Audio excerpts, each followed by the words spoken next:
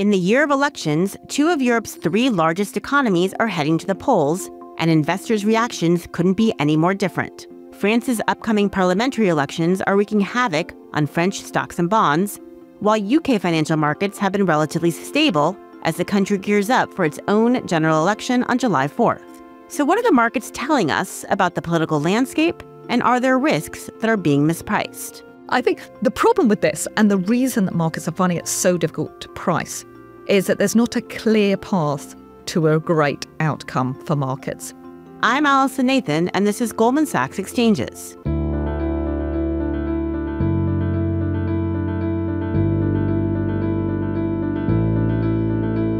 For today's episode, I'm sitting down with my colleagues in Goldman Sachs Research. Sharon Bell is a senior strategist on the European Portfolio Strategy team, and George Cole is the head of European Rate Strategy in the Global Macro and Markets Research Group. They're both joining me remotely from London. Sharon, George, welcome back to the program. Great to see you all. Thank you. Thanks very much. So let's start with the French elections. The snap election called by French President Emmanuel Macron, which will take place on June 30th, with a second round on July 7th, was no doubt a surprise. And I'm not saying it wasn't, but it sent French assets into an absolute tailspin. Sharon, why do the markets react so strongly? I think that there are lots of reasons. I probably put them down into four different buckets. One is the first one, which you've already covered, which was a surprise. We've had lots of elections this year, but this one wasn't expected, first of all. Secondly, the outcome of this election looks quite uncertain, and markets hate uncertain, so I think that's important as well. But probably thirdly, and most importantly, the debt situation in France is pretty worrisome. And debt to GDP ratio of over 110% and quite a large deficit as well. And the concern is that you'll see more fiscal slippage. You will not get a sort of coordinated government that will bring that deficit and debt level down over time. So that's a big concern. And then finally, with my equity hat on, I would say that some of the policies, particularly of the far left and the far right parties in France, would hit company earnings. Discussions of things like, say, potential windfall taxes, for example. So there are lots of reasons. And really, though, the market hates uncertainty. And is there an election outcome that the markets are most concerned about?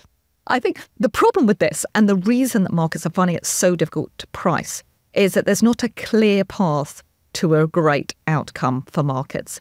The one that they would like most of all, I believe, is the status quo we've currently got. The current sort of government is planning to reduce the deficit in France, and we did have eventually debt to GDP in France peaking and coming down. The other potential outcomes that we might get, for example, a minority far-right government or a majority far-right government, either of those are much less likely to bring down that debt ratio in France. So there isn't really an outcome that markets are looking at that says, yay, this is much better than we expected. And I think even the outcome that we do get over the next few weeks, if it's a minority government or no coalition is formed, you might have further elections only a few months away. So again, that adds an extra layer of uncertainty for markets. In the volatility that we've observed so far, which assets have moved the most? So if I look, again, I'm going to focus on equities here, and George can talk a bit more about rates. But if I look at the French equity market overall, the gains that we saw this year were wiped out, really, in very little time. And we've seen double-digit falls for things like the French small-cap indices, domestic stocks in France, banks, and we've also seen sharp falls of infrastructure companies, which tend to be quite defensive stocks in France too. European equities, they have had a bit of a setback, and particularly relative to the S&P. So if I look relative to the S&P 500, the Stoxx 600, which is a broad measure of the European market, that's down 5% relative to the US market in the last couple of weeks. The impact on global equities, though, has been quite tiny. So I do think this is seen as more a French issue first, and then a European issue second. Well, as you said, though, the European equities have been hit a bit. Do you think the markets broadly are overreacting when you think about the moves we've seen in European equities and then even in French equities? Yeah, it's a good question, given that the moves that we've had. For the CAC 40 companies, which is the blue chip index in France, the actual exposure to France in terms of sales for those stocks is quite small. It's about 15% of their sales exposure. I sometimes think it works better to flip it the other way around and think that 85% of these companies' exposures is outside of France itself. So arguably, the moves, which we've seen year to date, wiping out the progress that the CAC 40 had made, does seem quite harsh relative to the fact this is a very international index. But that being said, I do think the uncertainty is extremely high. Investors are nervous. And the CAC 40 had been a good performer in recent years with a relatively high valuation. So given all of that, I don't think the market move is all that extreme. I think there's been pockets that might have been a bit extreme relative to, say, direct earnings impact. But given the sort of higher risk premium that we now have, I'm not surprised to see this type of move. Interesting. And George, if we look at the bond market, French 10-year government bond yields have surged relative to German bunds to the widest levels we've seen in recent years. So what are the bond markets telling us about this situation? We do know that the European bond markets price in relative credit worthiness via these credit spreads. So the level of yields typically benchmarked against the strongest credit, Germany, give you some sense about, the market's concern about the ability to finance future debt, confidence in future fiscal trajectories, and so on. And they move around with the fundamentals. So if growth is weaker or government plans to spend more, you typically find these credit spreads widening. Now, what we've seen is about a 30 basis point, maybe depending on the day, maybe slightly more, credit spread widening between France and Germany. That sounds maybe small relative to the sort of credit spread widening we've seen in other European markets over the several years, but this really is quite a big move for France. It's akin to the move we saw ahead of the 2017 French presidential election, which again was a fairly notable widening. And so what it is really telling us is that the market is concerned that ultimately, either because of a general rise in the level of uncertainty about any future government's capacity to improve the fiscal path, or the possibility of electoral outcomes where you have significant spending that is on top of the current fiscal trajectory, which, as Sharon mentioned, is already a source of some concern for markets, that really has left us in a fairly net negative position. We either learn that spreads probably struggle to recover the levels we saw before the European elections simply because the outcome worsens for the French President Macron, even in perhaps a situation of a hung parliament, for example, if he had a diminished relative majority. Or we learn that actually a government comes in with a more expansionary fiscal program, and so the market is wrestling with that risk. It's also interesting to note we've seen a bid for German bonds, and so it's not just been a rise in French yields. What we've also seen is that spread has widened because German yields have fallen. And although French yields have been creeping back up, that actually tempers the overall yield move for French bonds because ultimately the credit spread can widen not only because French yields go up, but German yields go down, and so actually insulate the overall level of yields in France. And George, you said that there's actually a bid for German bunds, flight to safety, I assume. Are there other assets that are particularly vulnerable or going to benefit in the bond market? Yeah, well, I think that this is really the key thing that we are looking out for is the extent to which stresses or repricing of credit spreads in France spills over into other markets. We've seen in previous episodes, of course, generalized spread moves in Europe. For example, think about Italy and Spain and Portugal. When you see, a weakening of credit spread in one market, you often find that there are spillovers to the other markets. And so that is a key thing that the market is, really got its eye on. The world does look a little bit different to where we were perhaps a decade or so ago. We now have additional measures, for example, at the ECB or the EU-wide level that reduce tail risk. The ECB has its transmission protection instrument, which is a kind of backstop facility to buy bonds if stresses emerge. We know that at the EU level, there are additional fiscal pooling measures through the recovery fund that support southern European economies. And so in that sense, we perhaps don't have the same vulnerabilities as in the past. However, we do have a situation where if there is a substantial challenge to, fiscal discipline coming out of the next French government, there is maybe the potential for that to have knock-on effects to other economies. So what we are noticing is that although we are looking at the move in French bonds as probably being reasonably large given the potential for the next government to undertake an expansionary fiscal plan, it does look like the market is still quite calm about the implications for other economies. It's not clear that that is wrong, but it's also something that makes us a little bit wary about stepping in, for example, to buy these other markets just here. Right. So it's not clear that the market is right, is I think what I'm hearing you say.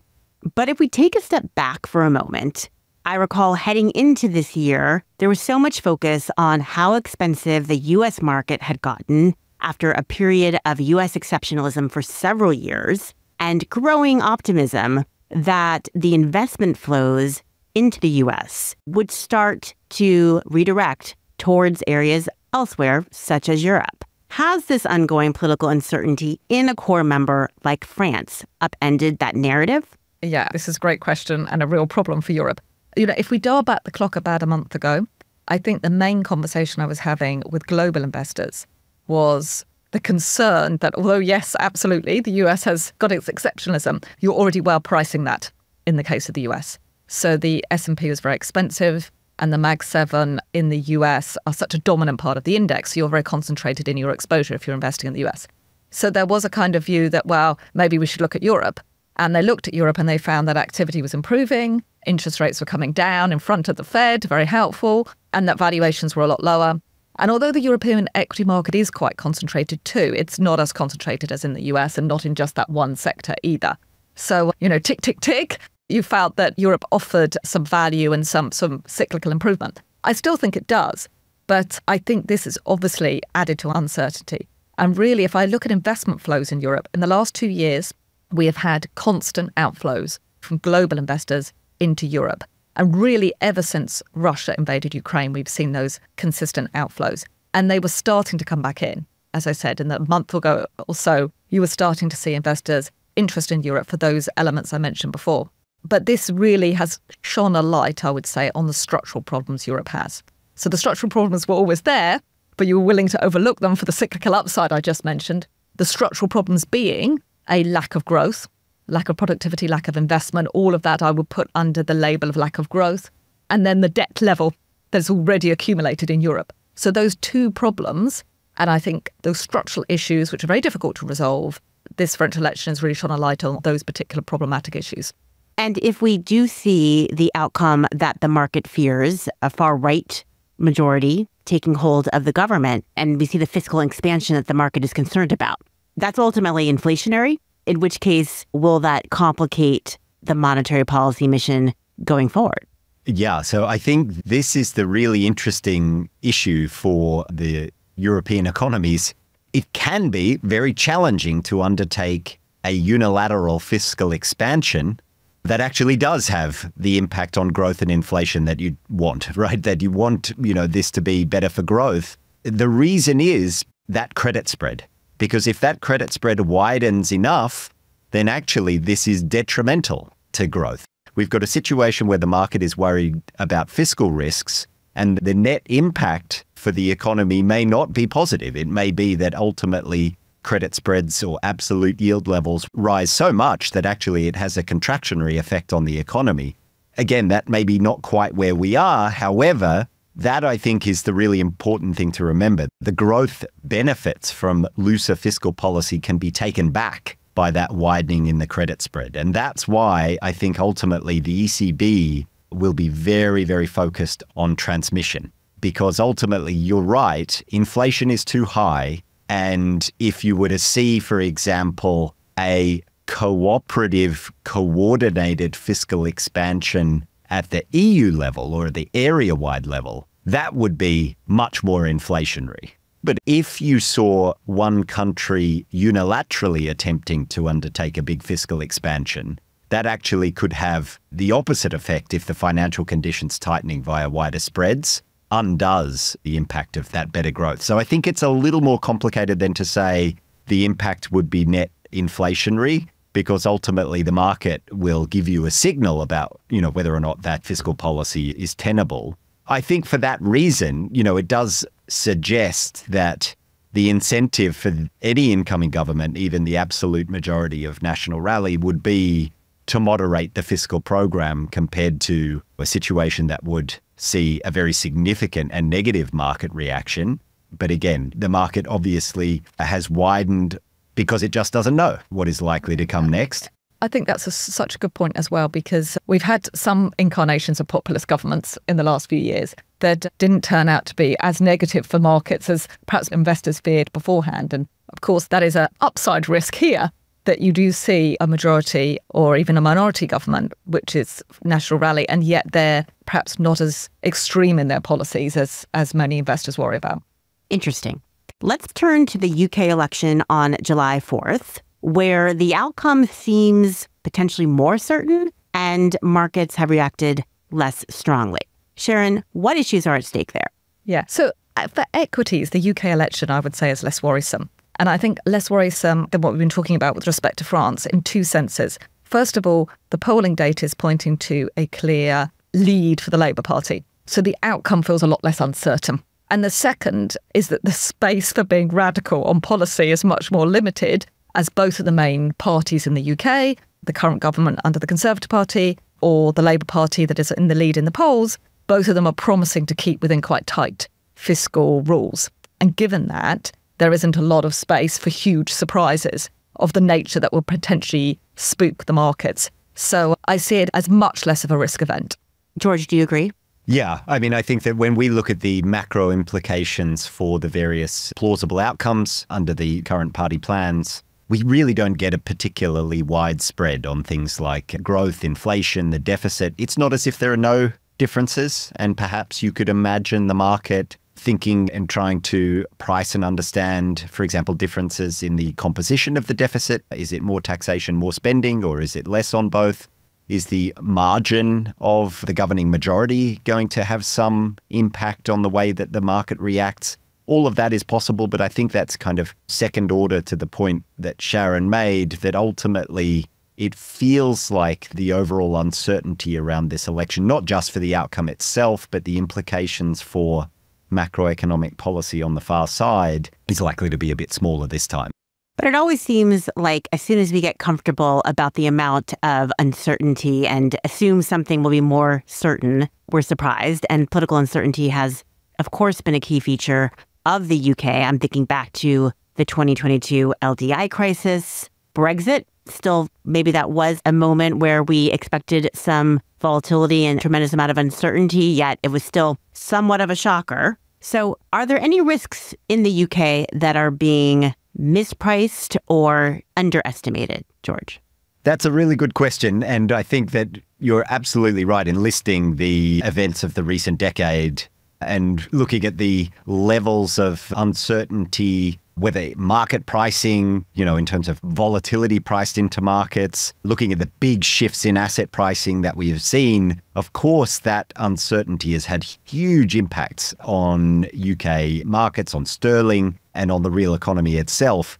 I think, in some sense, the freshness of the 2022 LDI crisis means I am more confident to say that those risks have diminished, simply because I do think, again, just having that in the recent history itself constrains the kind of political possibilities in a way, because the costs of that event were just so significant that ultimately it does push toward more moderate policies. And I think has really made it clear that taking excessive fiscal risks is quite an unwise thing to do. Again, in the current moment when yields are high, inflation is high, the central banks, are finding it difficult to provide a lot of relief by cutting rates. And so it's not to say, of course, that fiscal risks have disappeared. They are still, of course, there for the UK. But it does look like, at least in terms of the political consensus, it's moved to a much more moderate position.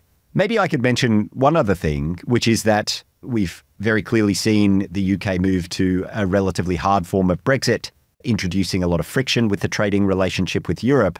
I think it's interesting to consider the possibility that maybe that doesn't worsen from here and in fact may even improve. And so in a sense, could it be that the risk that is mispriced, could it be a positive one? I mean, that seems something that might seem a long shot and probably is a more long-term question for the UK given the current political reality. But I think that the situation where the UK seeks to improve what has been a really poor productivity performance by loosening the supply side of the economy, moving closer to its nearest trading partner, not reversing Brexit necessarily, but maybe taking measures to reduce trade frictions or enter into various reciprocal agreements.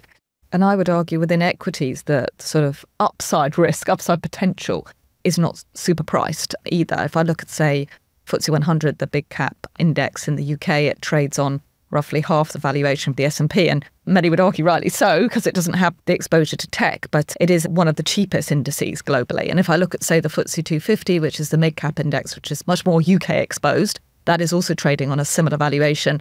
And it's close to the lows of its valuation range in the last 20 years. So this shows you the market's already pricing a lot of the weaker structural problems in the UK and not so much of the potential upside risk that George talked about. But it seems kind of ironic to me that just as the UK may be getting to a place where it could start to strengthen its relationship with the euro area again, the euro area again seems to be very much in question. Correct me if I'm wrong, but I'm hearing more and more concern about the fragmentation of the euro area than I've heard in quite some time. So as a leaving question, let me just ask you, what are you watching in terms of the signs of growing risk in the euro area? So very clearly, as I mentioned before, watching the credit spreads is a very clear way to see, is the market pricing this as a localized domestic issue for France, or is it broadening out and seeing spillovers into other sovereign markets and being priced as a more generalized, if you like, systemic risk in Europe? It's a reasonable question to ask. How can France have a serious issue, for example, around fiscal policy or credit spreads without it being a European issue, just given how important France is to the broader euro area and EU as a whole? And I think that is a perfectly reasonable point to make. And so, in a sense, I do think watching this relatively calm response that we've seen in other sovereign bond markets is absolutely key. And to the extent that that begins to broaden out, it would be a sign that maybe the market is starting to connect the dots and say that whether it's because of potential changes to fiscal rules, whether it's because of potential implications for the 2027 presidential election in France, there might be broader risks than just something you see on the French domestic political front. And then, of course, I do think for the broader economy, is this something that will be a negative for French growth? Will it be a broader tightening in financial conditions that will weaken the economy? Because what we do know is that euro area fragmentation risk, as you mentioned, we have seen that really comes to the fore when growth is particularly weak. And at the moment, what we have seen is that there has been some signs of a cyclical upswing. We know that the European consumer will benefit from lower inflation, lower energy prices. That should be a tailwind to growth. But if you were to see a financial conditions tightening short-circuit that and move the euro area into a weaker period of growth, that, of course, increases those risks. I would say that, again, and I think I mentioned earlier, the world is different post-pandemic. We do have additional backstops in the euro area that curtail some of the fragmentation risks that we've seen in the past. Again, that might be one of the reasons why the market is a little more relaxed at this time beyond the French bond market. But that, of course, bears close watching. And I think what is clear is that we certainly haven't seen moves in sovereign bond markets that would warrant some intervention with those backstops from the ECB. That, of course, would be a lot further away in terms of spread widening. So watch the outcome of the French election, of course. Watch for any spillover risk into other regional bond markets and the economy more broadly.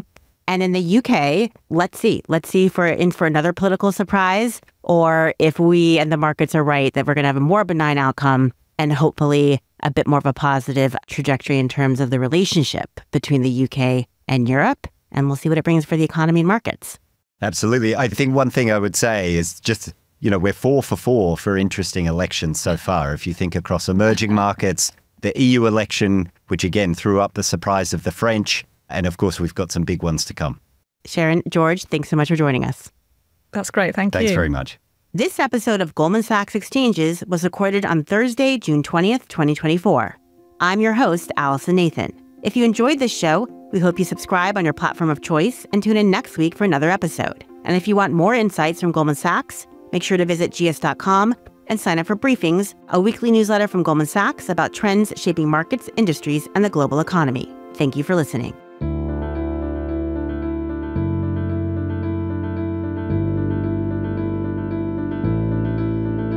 The opinions and views expressed in this program may not necessarily reflect the institutional views of Goldman Sachs or its affiliates. This program should not be copied, distributed, published, or reproduced in whole or in part, or disclosed by any recipient to any other person without the express written consent of Goldman Sachs.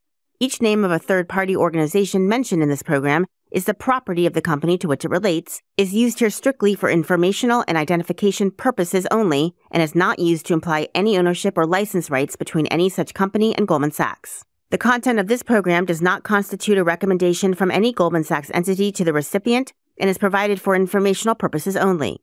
Goldman Sachs is not providing any financial, economic, legal, investment, accounting, or tax advice through this program or to its recipient. Certain information contained in this program constitutes forward-looking statements, and there is no guarantee that these results will be achieved. Goldman Sachs has no obligation to provide updates or changes to the information in this program. Past performance does not guarantee future results, which may vary. Neither Goldman Sachs nor any of its affiliates makes any representation or warranty, express or implied, as to the accuracy or completeness of the statements or any information contained in this program, and any liability therefore, including in respect of direct, indirect, or consequential loss or damage, is expressly disclaimed.